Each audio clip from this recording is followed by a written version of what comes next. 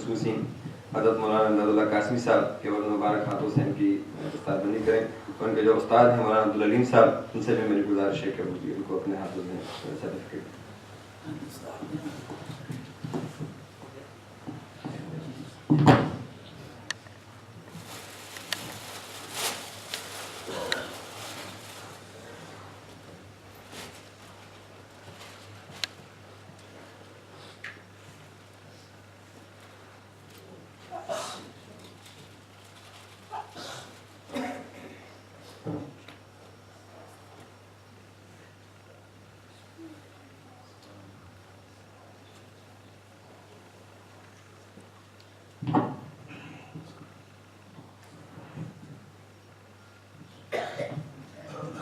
اور یہ حفظ کا سرٹیفکیٹ ان کے استاد جو ہے مولانا عبدالعلیم صاحب یہ ان کو دے رہے ہیں. اور یہ مسجد کی طرف سے کچھ اسلامی کتابیں ہیں تاکہ اس کو پڑھ کر جو ہے وہ ان کے اسلام سے اور بھی محبت ہوں. تو یہ مسجد کی طرف سے ان کو ہدیہ دیا جاتا ہے. ایک مرتبہ پھر میں اپنے تمام مہمانوں کا شکریہ ادا کرتا ہوں اور خاص طور سے ہمارے مہمان خصوصی حضرت مولانا امداد اللہ قاسمی صاحب جو کہ دور دراز برمنگھم سے تشریف لائے ہیں. اور اس کے علاوہ ہمارے مقامی علماء کرام ہیں وہ بھی تشریف لائے، ان کا بھی میں شکریہ ادا کرتا ہوں. اور انشاءاللہ اس پروگرام کے بعد کھانے کا بھی اہتمام کیا گیا ہے. اس بچے کے والد امتیاز احمد صاحب انشاءاللہ ان کی طرف سے کھانے کا بھی اہتمام ہے. تو تمام حضرات سے گزارش ہے کہ انشاءاللہ پروگرام کے بعد کھانا کھا کر جائیں. After the program, inshallah, food is available as well from Haris Ahmad Dad, Imtiaz Ahmad Saab. So inshallah, everyone is requested to inshallah eat and then inshallah go. تو میں بغیر کسی تاخیر کے دعوت دیتا ہوں حضرت مولانا امداد اللہ قاسمی صاحب کو کہ وہ آپ لوگوں کے سامنے آئے اور اپنے خیالات کا اظہار فرمائے. اور انشاءاللہ اس کی the bayan will be in Urdu, but inshallah the translation is available at the back. Mufti Bilal Sahab inshallah will be translating this.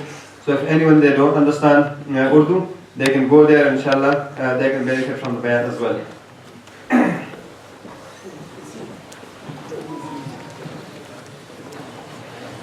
اور باقی حضرات سے میری گزارش ہے کہ وہ آگے آگے تشریف لے آئیں.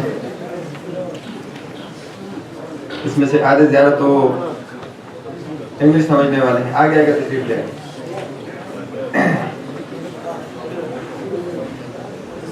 بہرحال خاموشی کے ساتھ آگے تشریف لے آئیں.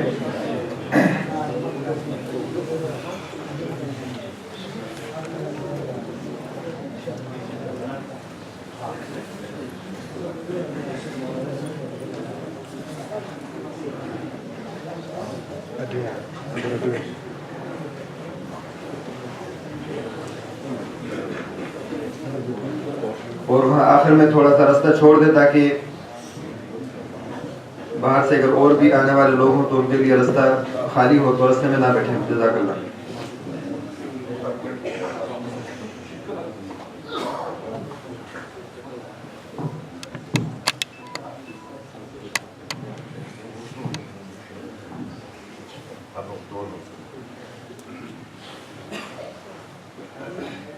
الحمد لله الحمد لله وحده والصلاة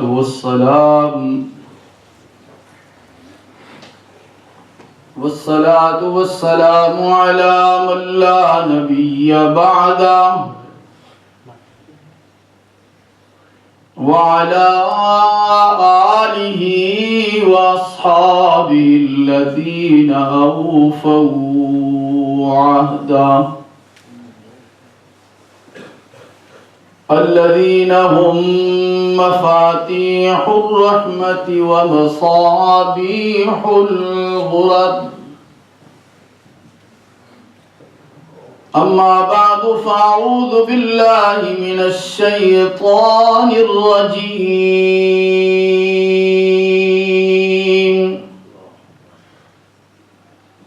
بسم الله الرحمن الرحيم.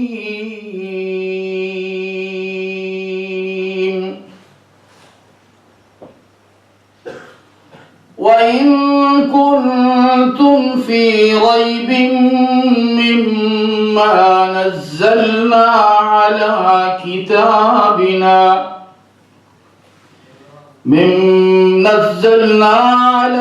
عبدنا فأتوا بسورة من مثله وادعوا شهداءكم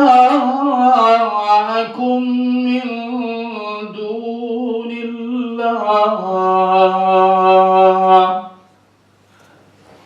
وادعوا شهداءكم من دون الله إن كنتم صادقين فإن لم تفعلوا ولن تفعلوا فاتقوا النار التي وقودها الناس والحجارة أعدت للكافرين. قال الله تبارك وتعالى في مقام آخر إنا نحن نزلنا الذكر وإنا له لحافظون. صدق الله مولانا العظيم وصدق رسوله النبي الأمي الكريم ونحن على ذلك من الشاهدين والشاكرين والحمد لله رب العالمين.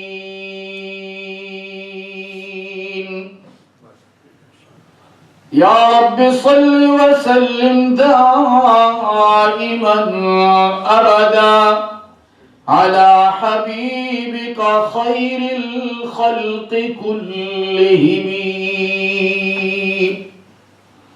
يا رب صل وسلم دائما أبدا على حبيبك من زانت به العصر.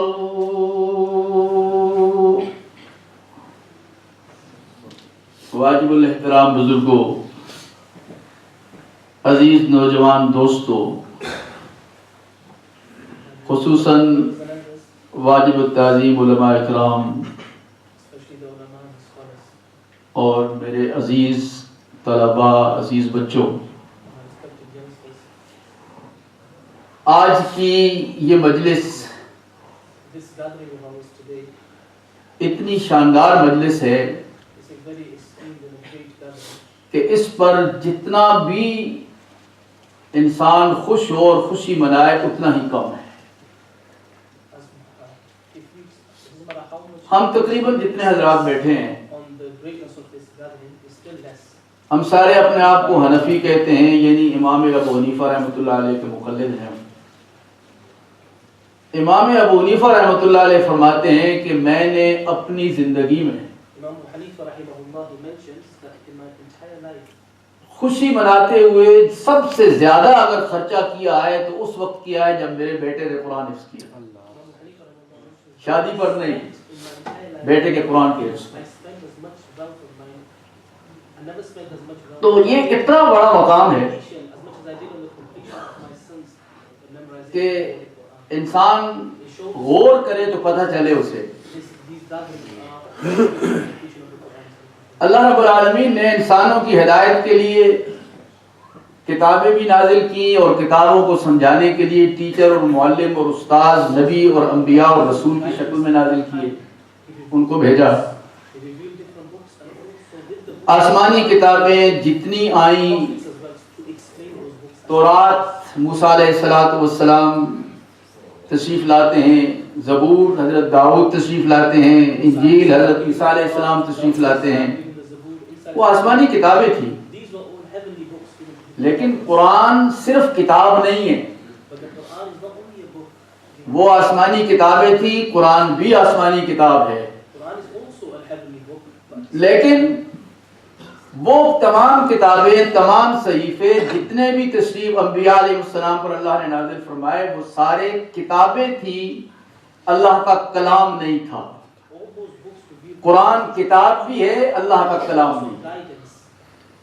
یہی وجہ ہے کہ لوگوں نے کتابوں کو بدل دیا.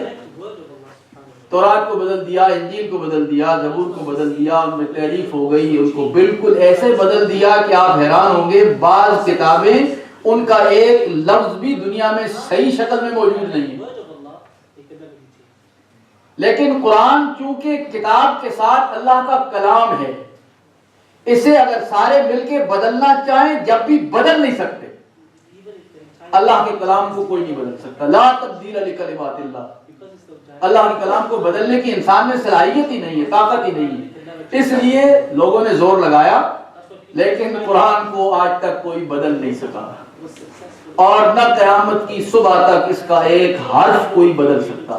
ایسی کتاب، صرف کتاب نہیں، یہ کلام بھی ہے، کتاب بھی ہے. کتابیں بدلی جا سکتی ہیں اور لوگوں نے بدل دی، لیکن کلام تبدیل نہیں کیا جا سکتا. اب کلام کسے کہتے ہیں؟ کلام وہ ہوتا ہے کہ جو آدمی جس کا کلام کہتے ہیں یہ فلاں کا کلام ہے، وہ کلام اس کے اندر سے نکلتا ہے. تو قرآن واحد دنیا پر ایک ایسا کلام اور ایسی کتاب ہے کہ جو اللہ کے اندر سے نکلا ہے.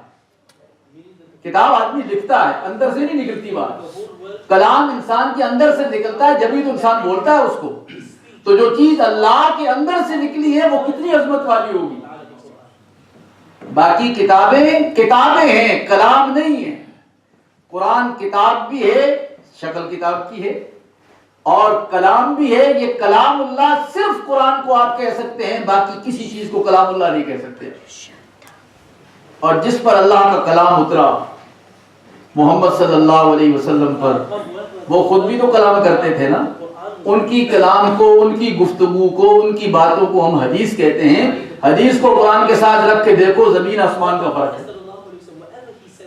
حدیث قرآن کے ساتھ نہیں ملے گی کہ آپ کہیں گے جی شک پیدا ہوتا ہے یہ حدیث ہے یا قرآن ہے، کیونکہ وہ ایک انسان کا کلام ہے. لیکن قرآن اللہ کا کلام ہے، لفظاً بھی معناً بھی.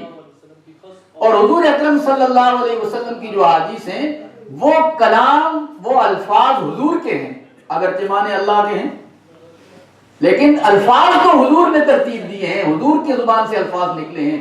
اس لیے وہ کلام الرسول تو ہو سکتا ہے، کلام اللہ نہیں. کلام الرسول کو لوگوں نے بدلا اور بدلنے کی کوشش کی، ان پر بہت کام ہوا. اب بھی لوگ دین کے نام سے کلام الرسول کو بدلنے پر کام کر رہے ہیں. اور میں کہا کرتا ہوں کہ یہ جاوید غامدی جس کو آپ ٹی وی پہ سنتے ہیں، یہ بدماش کا کام ہی صرف یہ ہے کہ رسول اکرم کے کلام کو بدلا جائے. وہ کہتا ہے جی شراب حرام نہیں ہے، وہ کہتا ہے زنا کے اوپر سنسار کرنا یہ اسلام میں نہیں ہے، وہ کہتا ہے یہ نبی کی سنت کہتے ہو، نبی کی صرف 27 سنتیں، باقی سنتیں منتیں نہیں ہیں، اور نبی کی حدیث سے سنت ثابت نہیں ہوتی، یہ تو پیغمبر ابراہیم کے طریقوں کو سنت کہتے ہیں. یعنی اس قسم کے خرافات بکے ہیں اس نے. اور کہتا ہے عورت کے لیے پردہ تو چھوڑ دو، دوپٹہ بھی ضروری نہیں ہے. یہ اس کی کتاب ہے المیزان، 600-700 صفحے کی بڑی کتاب ہے، اور بڑے اہتمام سے لوگ جاوید غامدی کو سنتے ہیں. دبئی میں بیٹھ کے بک بک کرتا ہے، اور یہاں گھروں میں بیٹھ کے لوگ سنتے ہیں، کہتے ہیں ماشاءاللہ بڑی اچھی تشریح کر رہا ہے اسلام. وہ منکر حدیث ہے بدبخت، وہ حدیث کو بدلنا چاہتا ہے. سارے حدیث کا اصل جو طاقت ہے اس کو مسلمانوں میں بٹا. وہ کہتا ہے حدیث کی کوئی حیثیت نہیں ہے، اس سے کوئی عقیدہ ثابت نہیں ہوتا حدیث سے. تو یہ اتنی خطرناک باتیں ہیں. یعنی ماڈرن طریقے سے حضور اکرم صلی اللہ علیہ وسلم کی احادیث کی مخالفت کرنے والا آج کے دور میں یہ شخص ہے جس سے لوگ بڑے متاثر. پہلے دور میں پرویز تھا، پرویز غلام احمد پرویز لاہور میں تھا، اور آج کے دور میں جاوید احمد غامدی ہے، دبئی بھی بیٹھا ہوا ہے. اتنا ظلم کرتا ہے. بہرحال میں اس موضوع پہ نہیں جا رہا، میں اصل بتلانا یہ چاہ رہا تھا کہ یہ اللہ کا کلام اللہ کے اندر سے نکلا ہے. اس میں کائنات میں، مخلوق میں یہ طاقت نہیں ہے کہ اسے بدل سکے.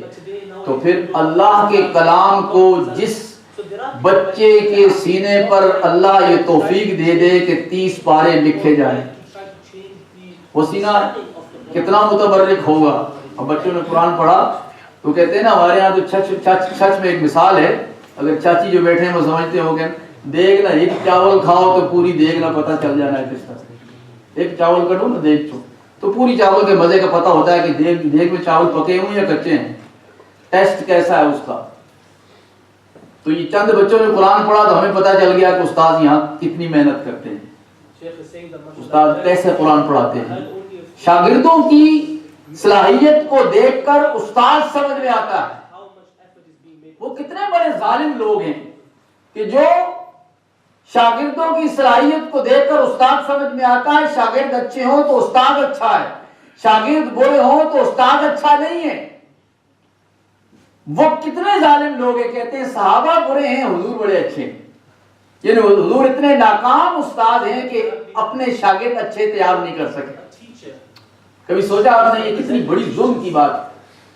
نہ بابا، صحابہ اکرام کی عظمتیں دیکھنے سے پتہ چلتا ہے کہ محمد الرسول اللہ کتنے بڑے آدمی تھے۔ ایک عمر نے 10 سالہ حکومت کرنے کے بعد دنیا کو یہ سبق دیا کہ کافر بیٹھ کر اپنی کتاب میں لکھتا ہے کہ اگر ایک عمر دنیا میں اور پیدا ہو جاتا تو پوری دنیا پہ اسلام ہی اسلام ہوگا۔ اسلام نام نماز پڑھنے کا نہیں ہے۔